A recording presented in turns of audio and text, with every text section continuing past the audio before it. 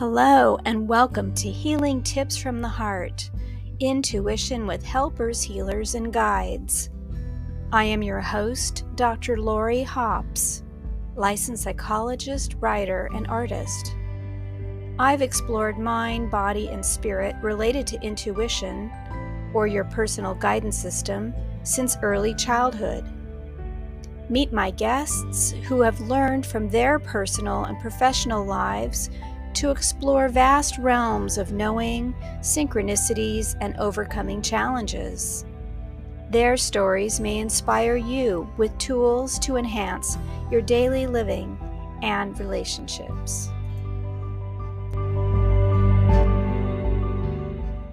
Hello, everyone, and welcome my special guest for today, Dr. David Gruder. Dr. David is the multi-bestselling, 12 award-winning recovering psychologist and professional troublemaker who was the co-founder and first president of the Association for Comprehensive Energy Psychology. His latest project is the Center for Enlightened Self-Sovereignty, which we'll be hearing more about in a few minutes. He's also known internationally for challenging conventionally accepted beliefs that are harming humanity, and for equipping leaders and influencers in many areas, including business, government, helping professions, education, and the media, to become the change they want to see and effectively catalyze those changes in their sphere of influence. And his main website is drgruder.com, Gruder. And I am thrilled to not only have you, but to say that you are the first of a second timers club. Yay. Yay. And I will have the link to our first interview in the program notes along with all of your other contact information. So welcome back, Dr. David Gruder. Well, thank you. I'm delighted and honored to be the first in your return Second Timers Club. Yes. And today we're going to be talking about something quite different than we did last time. Creativity in the service of love, which I loved that interview, and it stands the test of time because we did it quite a while ago. But today is a different sort of focus on maybe creating some clarity in these times of upheaval, confusion, and conflict. But of course, I want you to dive in and tell us more about your vision and how you're bringing a focus down into reality for people. Sure. Yeah. Well, one of the blessings of being an elder is that I get to look back on the arc of my lifetime with that blessing of 2020 hindsight in order to see, oh yes, that's what that was for. That's what that, where the road, the journey makes a lot more sense in hindsight. And I see in hindsight how I was groomed not by anyone's conscious design, but basically the universe's, to be a futurist. Mm. And I don't know if you want me to go into stories about things that happened to me between ages, 6 and 20 that solidified me as a futurist. But the bottom line is that I have been blessed with this ability to simultaneously see a big picture at the 40,000 foot level and the boots on the ground, step-by-step, nitty-gritty implementation on the earthly level. And that's magical. That's a magical combination. It's a magical combination. I did not know when I was a younger man that was an unusual trait in leaders. It was natural for me, so I just made this faulty assumption that was true of all leaders until a mentor of mine in the 1980s took me to task, and he said to me, "You've got an expectation of leaders that's just way off base. You're Mm. blessed with something, and embrace the blessing, but stop expecting all other leaders to be blessed with what you're blessed with.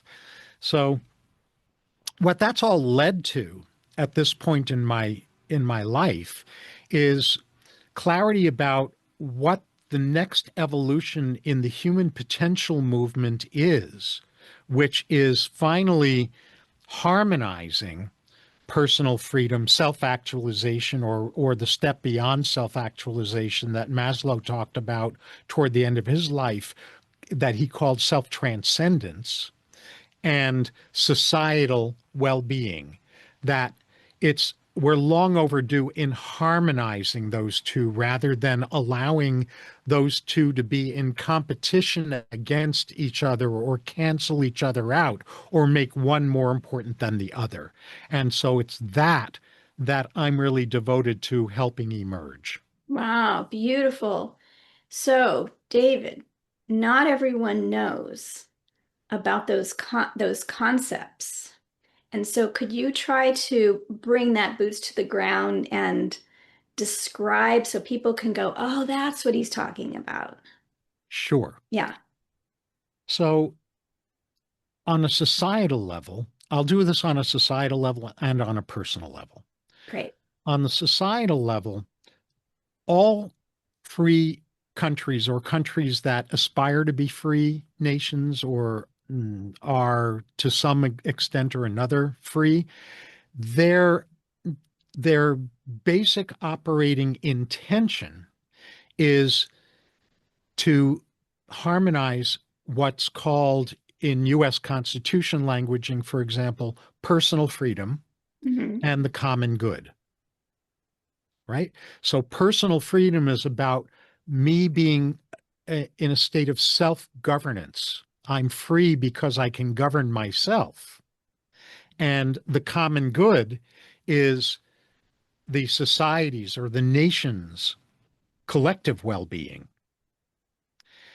And at the societal level, the massive divisiveness that we see in the world in recent decades and certainly in the present, and it's far from getting resolved as we record this, is this polarization between groups that insist that the only thing that's important is personal freedom, and groups that insist that the only thing that's important is the common good. And they're both equally and oppositely insane, not because of what they're focused on, but because of what they're leaving out. It's got to be the both and rather than the either or. So on a boots on the ground level, the challenge of societies and of governments is to reformulate their clarity in terms of crafting policies and interpreting laws to facilitate that harmony between personal freedom, or what I refer to as self-sovereignty, and the common good, or what I refer to as societal well-being. So that's kind of the boots on the ground vision at the societal level. Did I articulate that okay? Yeah, I mean, I'm hoping so for our audience. I know I've had the benefit of hearing these wise words more than once. So for some people, it may be brand new to them. And so, can you maybe give an example of when the personal and the societal are in harmony and when they're in conflict? Sure. Yeah. I don't know that I have to give an example of when they're in conflict because that's happening all the time, unless you think I should. Well, let's take it down to the family. Okay. So let's take it down to either couples or child and parent or a teenager So we're going to with take it down to the siblings. personal level from the societal level now. Okay. Yes. Sure. So one of the things that we see in families more and more just breaks my heart is families in which there are left-leaning family members and right-leaning family members, and instead of being a family and loving on one another and understanding each other, they break into war against each other and end up oftentimes canceling each other, where one family member stops talking to another family member, where families Mhm. dread getting together over the holidays because the battle is going to ensue over whose ideological orientation is right. They've forgotten to make love foremost and collaboration foremost. They've forgotten that there is there are deep concerns and high intentions underneath the surface positions that they get into arm wrestling matches over. Mhm. So that would be an example of what's going wrong if that's concrete enough for you. Yes, and then also, so that's the family is a microcosm for the larger society, and so then we have similar things in society where a person or a group or a collective wants a certain way. This is the way that only makes sense and is best serving me and mine. And then you have the opposition to that that says, well, wait a minute, you're infringing on our ability or our rights, or we aren't giving permission, or we think that you're actually misguided or you're causing harm. And so that the central focus of the conflict is the same, whether it's in the big mega scene or also in the personal and maybe even intrapersonal within a person. That's what I wanted to get to because Yeah, yes, it's beyond maybe. It is yeah, intrapersonal as well yeah. because we unless we're fully enlightened beings, which I'm not an expert in because I'm not fully enlightened yet, we have a community of self. And we can hear this in ourselves on a daily basis where we'll say things like, when faced with a decision, well, part of me wants to say yes and part of me wants to say no. We have people, massive numbers of people, who have not just active inner critics, but toxically active inner critics that whatever we think we want to do or want to say or a decision we want to make, our inner critic shames us or blames others. So we have this kind of divisiveness going on inside ourselves, and that then gets out mirrored in our interpersonal relationships and out mirrored further into societal dynamics and out pictured even further into international relations. Yes, and our and the stories that we tell ourselves about the era that we're living in, what's happening to us, what our futures look like. So I could go deeper with this, but I want to link it back to your futurist statement Sure. because we really didn't go into that too much. So the boots on the ground and the bigger picture are important aspects for any well-functioning adaptive system Yeah. to have. And often it's a hard thing, the telescoping and the microscoping at the same time, and not getting blurred or confused by that. But then we add in futurism, which is the timeline shift. Yeah. And so, how does that, is that too soon to invite you to talk about how that jumps in here? Yeah. No, no, it's certainly not too soon. I'll say very little about my background with that and that's relevant to our discussion and then move into responding directly. I became very immersed in the human potential movement in the 1970s. And as part of that, I was an administrator for what was the very first professional organization in the then emerging field that was called holistic health, that has become integrative health and medicine. And I got to see firsthand how there was this clear desire for a next step. At that time, the next step was finally healing the mind body spirit split, right?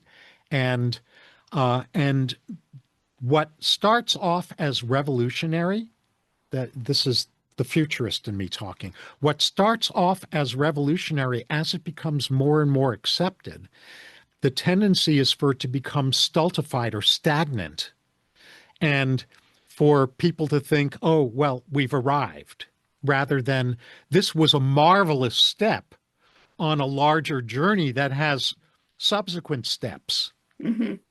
And so the futurist in me has seen that we're in the process of shifting from a focus in human potential on mind, body, spirit to a focus on me, we, and us all as a whole human being. So our core drive for authenticity, to be who we truly are, is the me part. And that is the unification of mind, body, and spirit. The we part is collaboration, it's relationship, connectedness, right? And the third drive is to influence the world around us, which is impact. It's at a group level. What's my unique role in helping an elevated future emerge in whatever my spheres of influence happen to be? And what we haven't had, as I see it as a futurist, is we haven't had a roadmap for human potential that unifies all of those things. And so what came through me as a futurist is something that ended up being called the Spark Blueprint, with the last letter in Spark being a C rather than a K. And it's an acronym for a fully customizable, all-purpose framework for people to step into their best future and their best impact in helping a larger future emerge. The last thing I'll say as a futurist is that I am firmly convinced that the species we've been for a very long time, called Homo sapiens, is over. And that's created so much stress, confusion, and divisiveness in individuals and societies because people don't fully recognize that we're elevating into a new species, let alone what that new species is meant to be. And I view us as moving from Homo sapiens to Homo spiritus, where instead of being human animals, which is what Homo sapiens is about, we're called into becoming worldly conduits of higher love, wisdom, and power. Oh, higher love, wisdom, and power. Wow. I mean, how much there is here to unpack, as you say sometimes. Right. So, um, I definitely want to talk about your spark idea Yeah. and the higher love, purpose, and wisdom, I think you said. Higher love, wisdom, and power. Love, wisdom, and power in that order.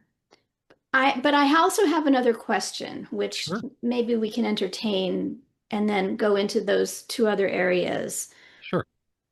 This is the area of unintended consequences. Yeah. So let's say for some reason that we agree on what these lofty notions are that we're aiming towards, that we really don't want to do harm. But we want to work together. We've worked on ourselves as individuals and as a collective enough so that we have a map for moving forward. Here's my question. It's commonly observed that every action leads to an opposite and equal reaction, right? And so that idea of balance, or the opposite is formed at the same time that the positive is formed. And we often don't know the consequences of our good intentions. What might be good for me, I think is good for you, isn't, or for us, isn't for someone else, or down the road has other, so you see where I'm going? So how does your model account for that kind of a wisdom that might be in our blind spots? Or are we Yeah. supposed to just sort of go with our gut and learn the best we can with the bumps and bruises that come along with life? Yeah. Great, great, great question, and a very important one. I'll respond in two ways. One is that when we're talking about well-intended people, and in my experience, far more people than not are well-intended. Obviously, we know that there are ill-intended, sinister people out there too, but I think they're in the minority, not in the majority. And well-intended people, we are still very capable of making what I refer to as loving mistakes. where there is a disconnect between our good intentions and our unintended impacts, Mm-hmm. right? And so part of psycho-spiritual maturity, being really well developed both psychologically and spiritually, is about being awake about the potential for that disconnect to exist.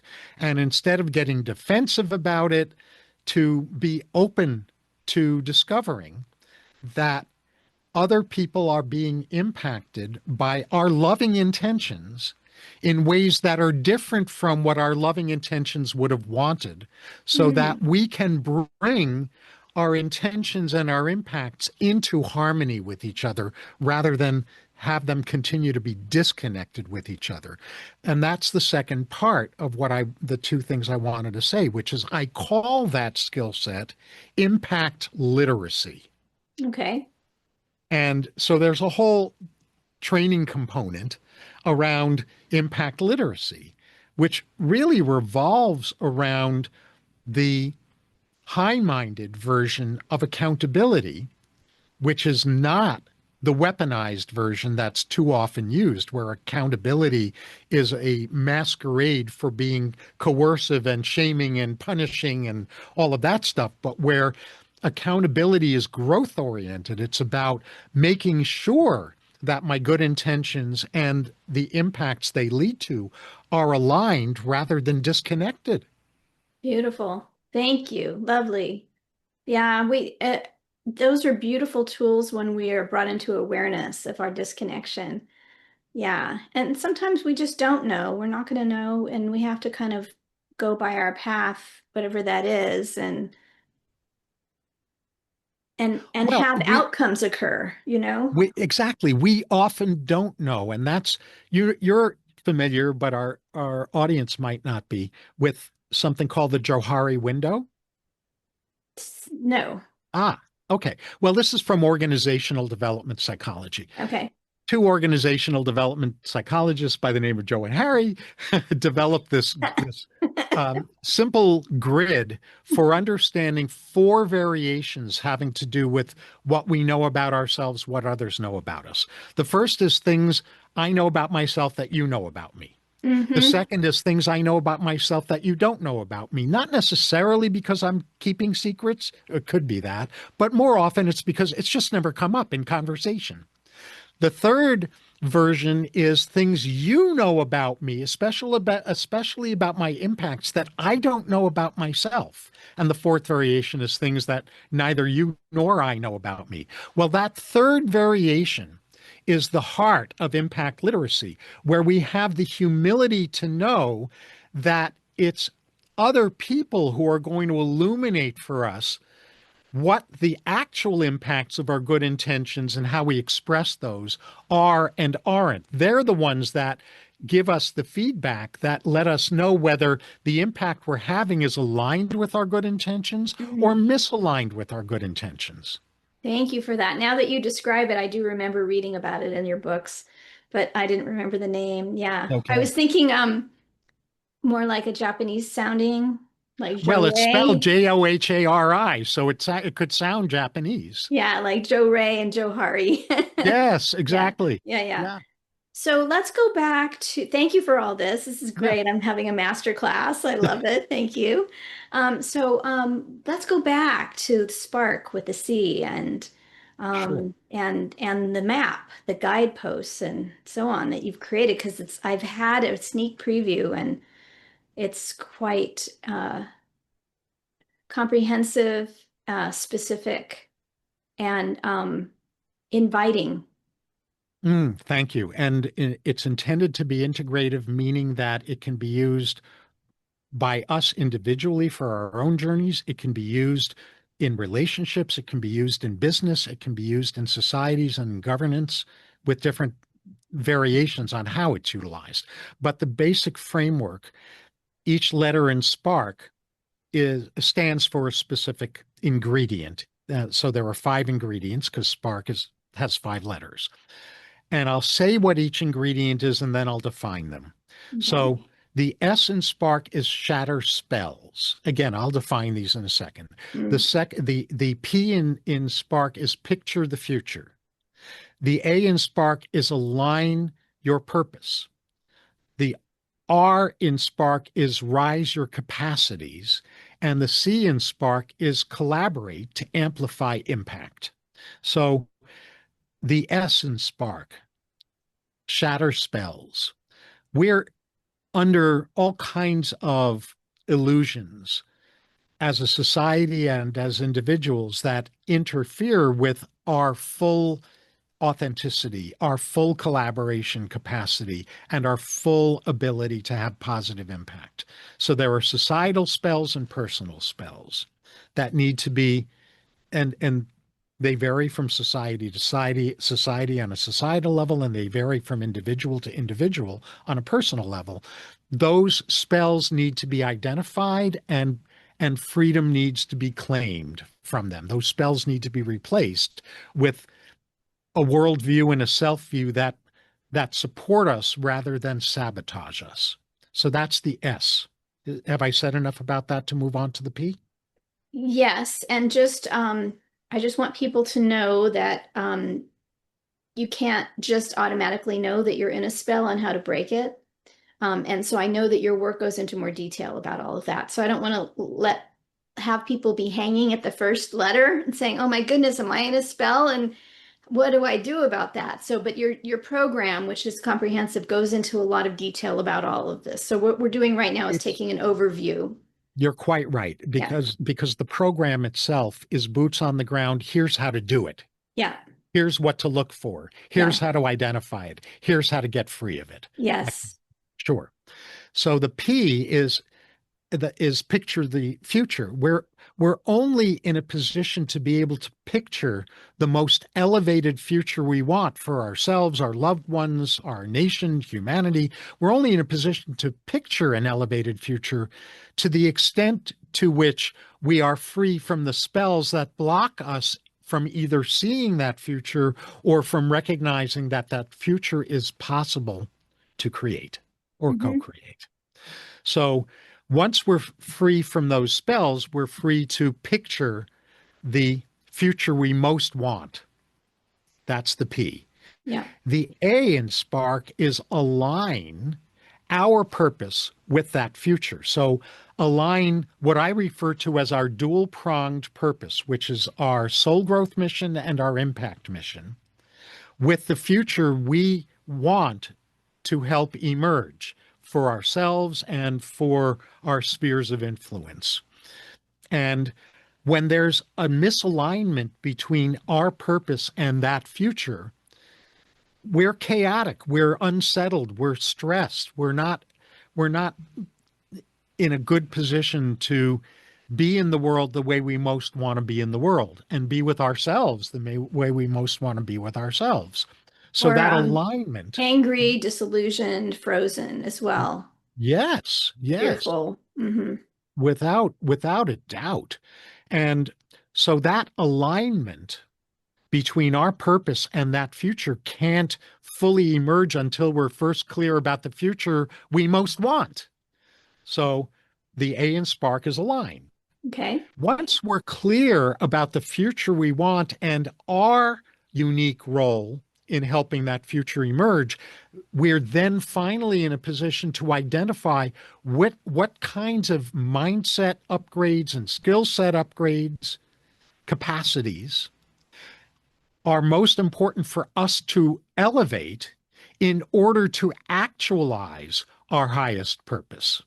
And that R is what again? Rise our Rise. capacities, Rise. Okay. right? Thank you. We Hmm. can't we can't identify what to rise until we're clear about our purpose in that future. And so rise also includes resources to be able to make that rise happen. Without a doubt, once Okay. we've identified the capacities that are the most useful ones for us as individuals to focus on elevating, then we get to identify what resources are best suited to helping us elevate those capacities. Okay. And then the C in Spark is collaborate to amplify impact. So as we're actualizing our purpose, we want to make sure that we are aligned with mentors that support our actualization, with groups, with communities, with tribes, if you will, that are supportive of the direction that we're heading in. And I refer to that as like-spirited, like-hearted, diverse-minded tribes. Mm. And the other part of collaborate is aligning ourselves with initiatives, whether it's a business or a cause or a nonprofit or a group or whatever it happens to be, aligning ourselves with initiatives that are looking for our unique skill sets, our unique capacities in helping a future emerge that's aligned with the future that we want to see emerge.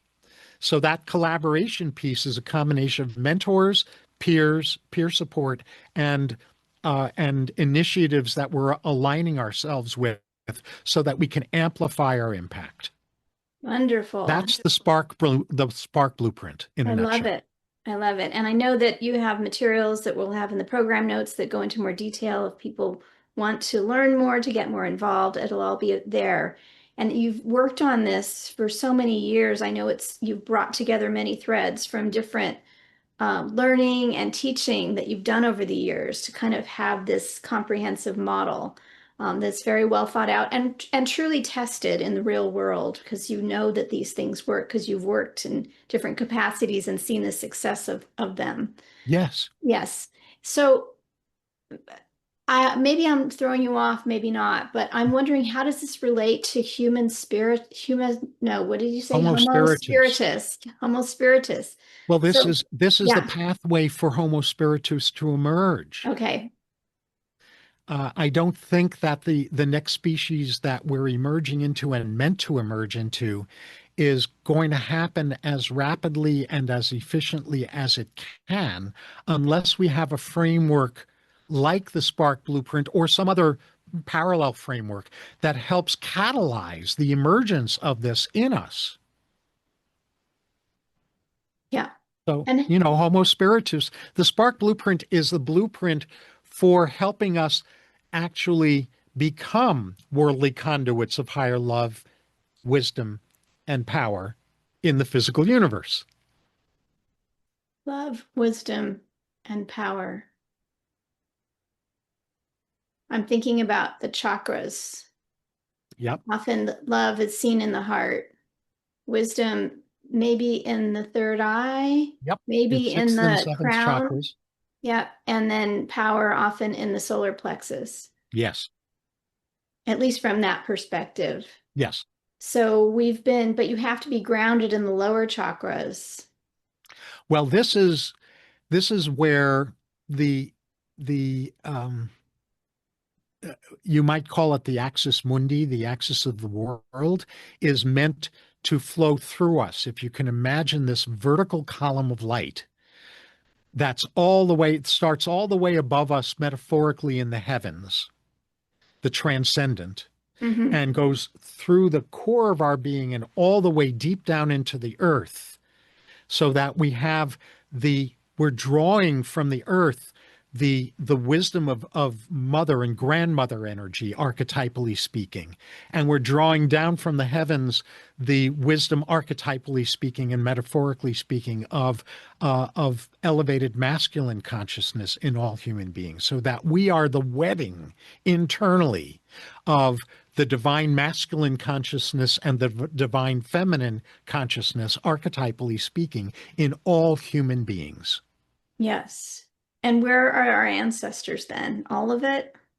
Well, as it's been shown to me, and I don't think this is the only way to see it, but I experience my ancestors surrounding me. Okay. That my ancestors are rooting for me to become more of what we're talking about, because when we're healed, we're never healed alone.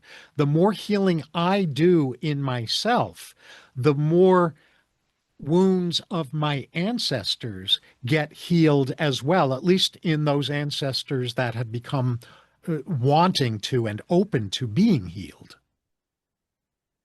And even those that don't want to are taken along for the ride through our own DNA. Yeah, to one extent or another. And their healing then informs our wisdom even more fully. Yes. Yeah, I agree with you on that. Thank you for that. So this is a lot, It but it's is. also like time. You know what I mean? Like the time is now. I mean, maybe it's not a lot. Maybe we've been under the spell of darkness and someone lights a match and we go blind for a minute and it's only a match. So maybe it's not a lot, but it can feel overwhelming.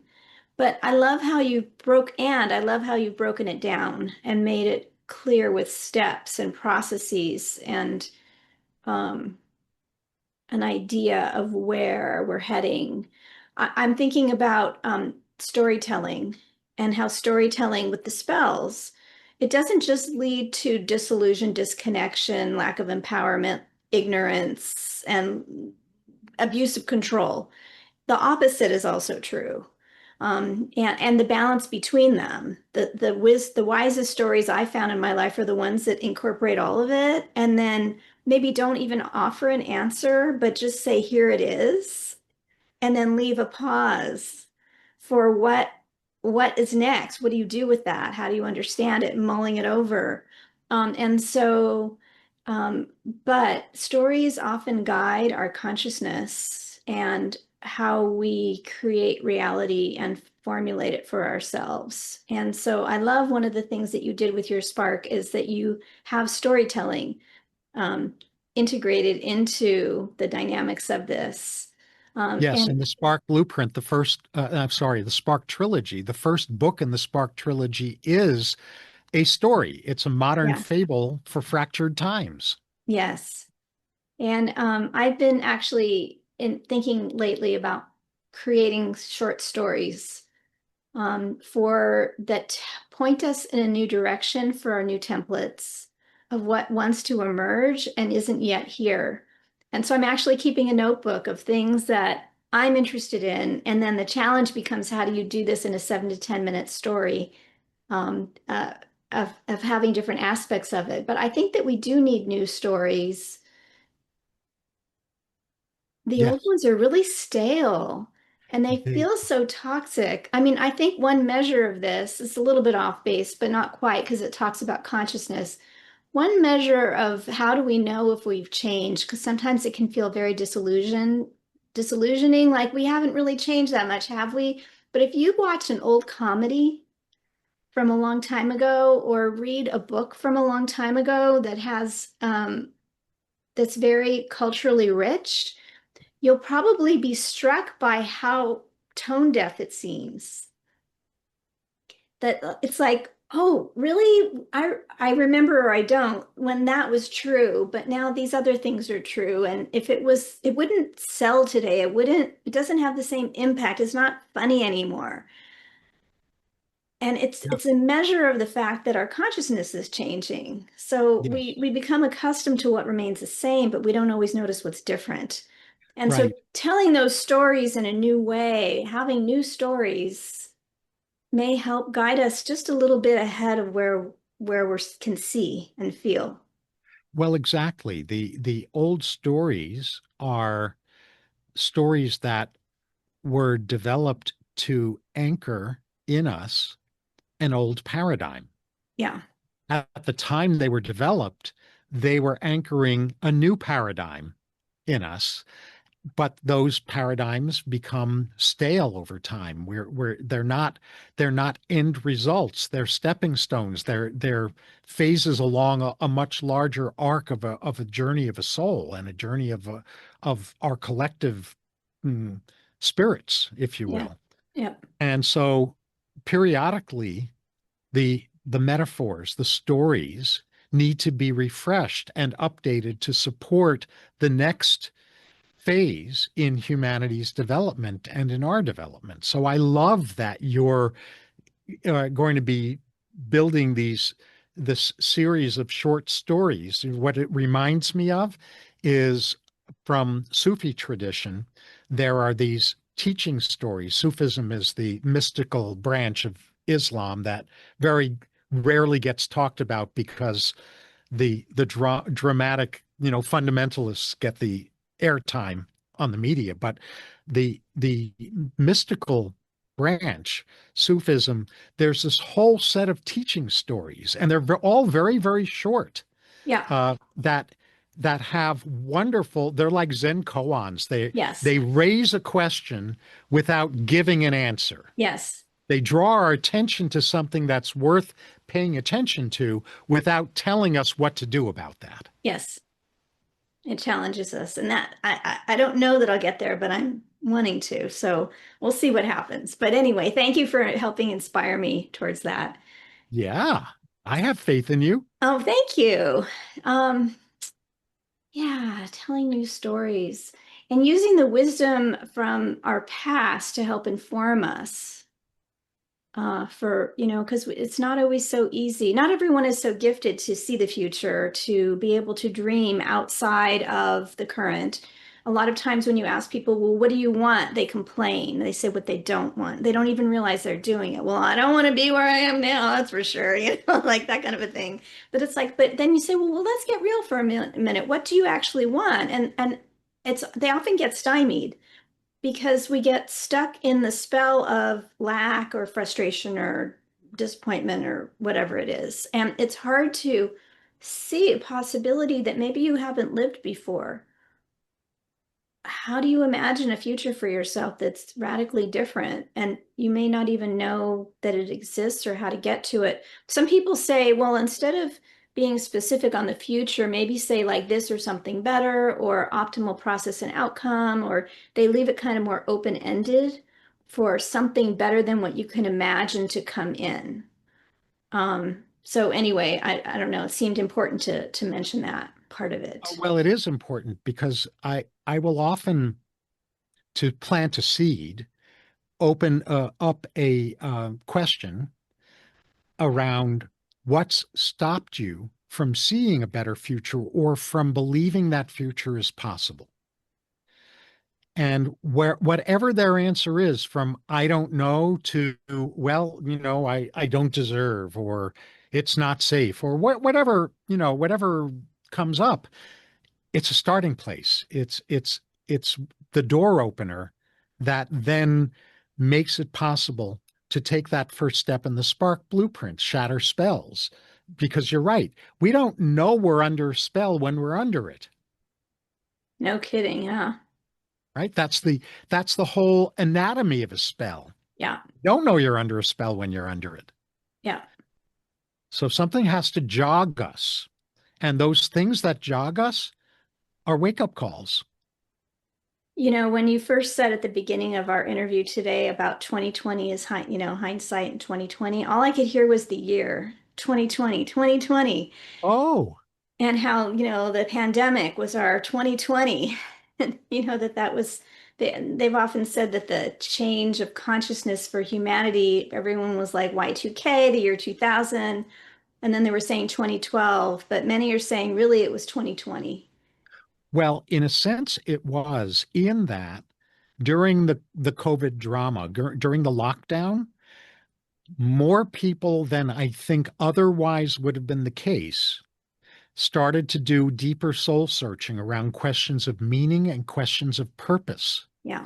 And that has accelerated the emergence of the next developmental phase in consumer demand, because we went in the beginning of the 20th century, 21st century rather, we shifted into the experience economy. That's what it got called. People were looking for great experiences with the products and services they were buying. And in the 20 teens, it shifted again into what in the marketing and advertising journals by 2017, 2018 was being referred to as the transformation economy, where people weren't looking for just any old get high from it experience. They were looking for transformational experiences with the products and services they were offering. Well, transformation is more like, it's kind of like self-actualization. But because people were soul searching around meaning and purpose during the COVID lockdown, what it hatched was an earlier emergence of the next stage than otherwise would have happened from the transformation economy, which I call the transcendence economy, where it's what's greater than just me. I don't want to leave me behind, but what's greater than me? Hmm. That higher sense of meaning and purpose, greater than self, that Maslow in his final years referred to as the stage beyond self-actualization, which he called self-transcendence. And this is now our full circle where we started at the beginning of our talk today. So, Yeah, self-transcendence, can you give a brief definition of that? And then maybe we can put a bow on this today. sure. Yes. So I'll prep for that definition by saying Homo Spiritus is about self-transcendence. The Spark Blueprint and the Spark trilogy of books that make that blueprint accessible to the public is basically a roadmap for that self-transcendence to be able to occur on every level from individually to collectively as a humanity. And what transcendence is moving on a personal level. It's moving beyond over identifying ourselves as human bodies. It's not about pretending we're not in a human body. It's not about denial. It's about what we identify as the core of our being, that we are not human animals at the core of our being. At the core of our being, we are human spirits in a physical form. So we've got to deal with our bodies, we've got to deal with physical reality, Hmm. but through the lens of understanding that we are first and foremost conduits of universal, timeless forms of love, wisdom, and power. That's the code for transcendence, Okay. greater than only self. Okay. Got it. Thank you for that. Yeah, because I wasn't quite sure if it was transcending the self into the collective rather than self-identifying as an individual. But you're saying that it's identifying as spirit, basically a spiritual identity having a human experience in a meat suit or whatever. Yeah. Well, precisely, and it's a both and. It's not Hmm. about pretending I'm not an individual. It's about asking, how do I get to be a fully authentic and transparent individual who also is a steward of well-being in whatever groups I identify as being part of. It's not one or the other. It's the harmony between both. That's transcendence. I love it. Yep. The water in the ocean, the drop of water in the sea. So it's all of it together. Yeah. Yes. We've separated ourselves too much. Judgment, control, and expectation create division and disharmony, Right. And separation. internally, judgment, control, and expectation is the domain of our own inner critic. So if our inner critic is the boss of us, we're going to have authority issues out in the world. And boy, don't we? Yeah. Yes. Oh my goodness. Oh, David, I love it. I love spending time with you. I love hearing what you have to offer. I love resonating with the energy that speaks in silent tones. That's the carrier wave Yeah. within and around and between all of that you're offering. It's just so wonderful to connect with you as always. And right back at you. It's wonderful to connect with you. And I love the light that you're bringing to the world. Oh, thank you. It's a delight. I didn't say in the beginning that I know you from ASAP, but that's how we got to first meet, and it didn't feel like a first meeting. No, Yeah. no, it was a reunion. Yes, another reunion. So thank you so much. Is there anything you'd like to share as we come to the end of our time together? Well, I'll close by saying something that I've grown very fond of saying, which is the sky is not falling. Mm. We are rising. Oh, there's the title. We are rising. Well, I'll work with you on the rest of what follows from that. But yes, we are rising. Well, thank you so much. I'm so glad that I'm rising around the same rate you are, so that I can enjoy that. Me too, because all that needs to be done, no one person can do. Mhm. And if every one of us is doing the part that we are uniquely individually called to fill in that bigger picture, then all bases will be collectively covered. By design. Yeah, What a relief. I know, right? Yes. Oh, thank you so much, David.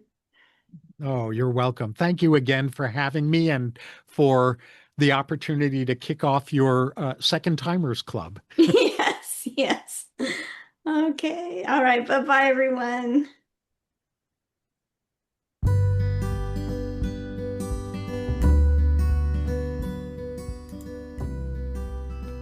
Thank you for joining us for today's podcast.